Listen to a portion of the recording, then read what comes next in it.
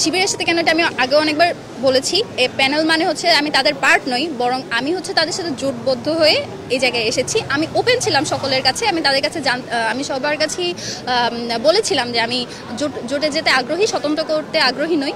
তো সেই জায়গা থেকে ছাত্র শিবির আমাকে অ্যাপ্রোচ করে আমার পছন্দের যে পদ সেই পদে আমাকে নির্বাচন করানোর জন্য, এবং তারা সেই জায়গাটা আমার জন্য ছাড়তে রাজি হয়। সেই জায়গা থেকে আমি তাদের সাথে জোটবদ্ধ হয়েছি। আগেও বলেছি যে শিবিরের আমি কোনো অংশ নই, আমি বরং শিবিরের সাথে জোটবদ্ধ হয়েছি। চিঠাটা মজার ভিডিও, সেসব নিয়েও হচ্ছে আমাকে ফ্রেম করার চেষ্টা করা হচ্ছে। রাজনৈতিক দলের অনীহার কথাই তো বলতে যাচ্ছি। এই সব যারা করলো তারা তো একটা রাজনৈতিক দলেরই অংশ, তারা তো একটা রাজনৈতিক দলের একটা পদ ক্যারি করে কিংবা সেই দলের সমর্থক।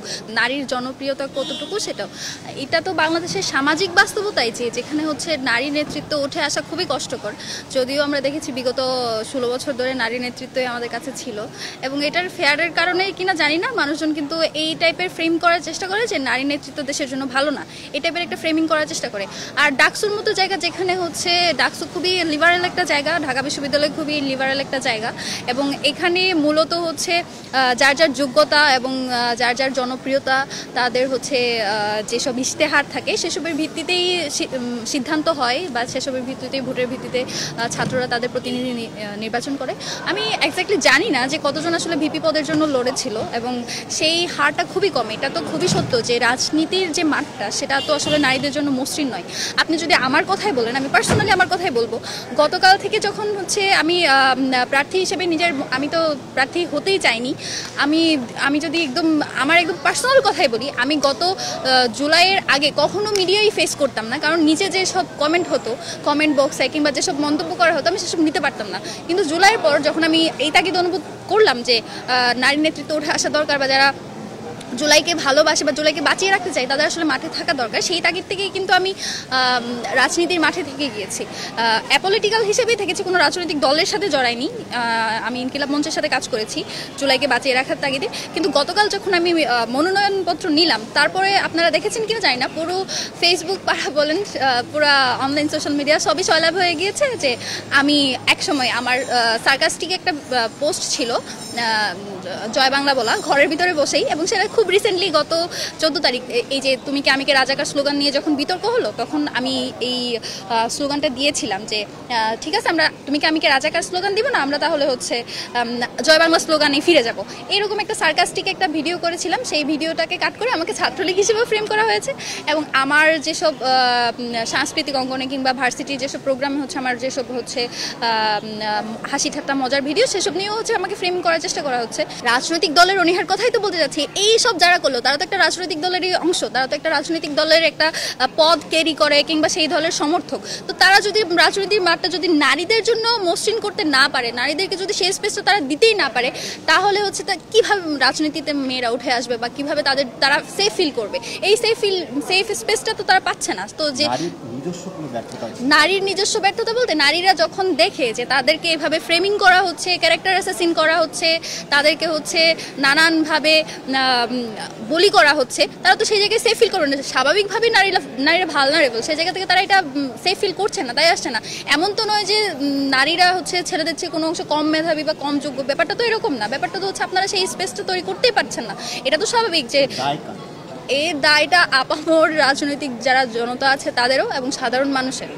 আমাদের যারা ঢাকা বিশ্ববিদ্যালয়ে পড়াশোনা করে তারাও এই ফ্রেমিংয়ের বাইরে থেকে বেরিয়ে হতে পারে না যে নারীরা হচ্ছে কম যোগ্য, নারীরা হচ্ছে যোগ্য না। এই টাইপের যারা ফ্রেমিং করে তাদের সেই চিন্তাভাবনা থেকে আমাদের শিক্ষিত ভাই বোনেরাই বের হতে পারেনি। তো যেখানে শিক্ষিত ভাই বোনেরা এই জায়গা থেকে বের হতে পারেনি, সেখানে সাধারণ মানুষের চিন্তাধারা এরকম হবে, এটাই স্বাভাবিক।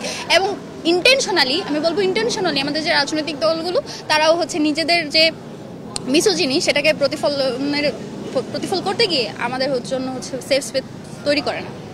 5ই আগস্টের পূর্বে যখন জুলাই আন্দোলন যখন হচ্ছিল, তখন আসলে আমাদের কোনো বাধা মনে হয়নি। তখন আমাদের জীবন চলে যাচ্ছিল, জীবনের চেয়ে আসলে বড় কিছু ছিল না, জীবন দেশের চেয়ে বড় কিছু ছিল না। কিন্তু যখন সবকিছু স্বাভাবিক হলো, তারপরের অবস্থা দেখা গেল 5ই আগস্টের পরে আমাদেরকে নিয়ে শুধুমাত্র কথা বলতে ছাত্রলীগকে এখন আমরা গুনায়ও ধরি না, এবং তারা স্বাভাবিকভাবে ওদের যেটা চরিত্র সেটা তারা প্রতিফল করে যাচ্ছে, যে মেয়েদের বিভিন্ন ছবি, তারপর তাদের এডিট করা, এই বলা সেই বলা, বিভিন্ন নোংরা গল্প লেখা এসবগুলো চালিয়ে যাচ্ছে, এটা ওদের ক্লাস। কিন্তু 5ই আগস্টের পরে যেটা হয়েছে, প্রত্যেকটা রাজনৈতিক দল মেয়েদের সাথে কিন্তু সেম আচরণ করেছে। যারা আমাদের এক সময় ভাই ছিল বা যারা এক সময় আমাদের সহযোদ্ধা ছিল, যাদের কাছে আমরা সেফ ফিল করে তাদের সাথে যখন মাঠে ছিলাম, একবারের জন্য আমরা এটা ফিল করি নাই যে এই জায়গায় আমার ভাইয়ের আমাকে কোনো ধরনের আমাকে নিয়ে কোনো ধরনের নোংরা মন্তব্য করবে, বুলি করবে। কিন্তু 5ই আগস্টের পরে এই স্পেসটা এমন হয়ে গেছে, ছাত্রলীগের সাথে কাঁধে কাঁধ মিলিয়ে ছাত্রদল, তারপরে হচ্ছে অন্যান্য যেসব রাজনৈতিক দল আছে বা অন্যান্য যেসব হচ্ছে সমর্থক আছে, তারা সবাই সেম কাজ করছে। তো সেই জায়গা থেকে আপনি যদি বলেন যে 5ই আগস্টের পরে তো আপনারা কোনো বাধা তোয়াক্কা করেন নাই, এখন কেন করছেন? কারণ সেই সেফ স্পেসটা আর নাই। এটা এমন বেশি হারে বেড়ে গিয়েছে, এখন তো একটা স্বাভাবিক পর্যায়ে আছি। এখন তো দেশের কোনো ক্রাইসিস নাই কিংবা হচ্ছে জীবন নিয়ে ঝুঁকি নেই। এখন আমাদের কাছে এটাই মুখ্য যে আমরা এই জায়গায় সেফ না। এবছর নারী নেতৃত্ব উঠে আসার সম্ভাবনা আমি মনে করি, আমি কনফিডেন্ট যে আমি উঠে আসবো। সেই জায়গা থেকে আমি বলতে পারি যে নারী নেতৃত্ব আপনারা দেখতে পাবেন। এবং তাছাড়াও আমার যারা অন্যান্য জুনিয়র্স বা সিনিয়র্স যেসব নারীরা হচ্ছে রাজনীতিতে আসতে যাচ্ছে, তার প্রত্যেকে প্রচণ্ড ক্যালিবার সম্পন্ন এবং প্রত্যেকেই অদম্য, কি বলবো এটাকে বলে, যে যাদের দমানো যায় না আর কি, তারা প্রত্যেকেই আমার মতোই সেম জিনিসগুলো কিন্তু ফেস করে করে এই জায়গায় টিকে আছে। তো যাদের এই যারা এত দুর্বিনীত, আমি বিশ্বাস করি তারা উঠে আসবে এবং তাদের সেই যোগ্যতা রয়েছে। ইনশাল্লাহ আপনারা হয়তো নারী নেতৃত্ব দেখতে পাবেন, হয়তো ভিপি পদে দেখতে পাবেন না কিংবা জিএস পদে দেখতে পাবেন না, কিন্তু অন্যান্য সব পদগুলোতে আমি আশাবাদী যে নারীরা ভালো করবে।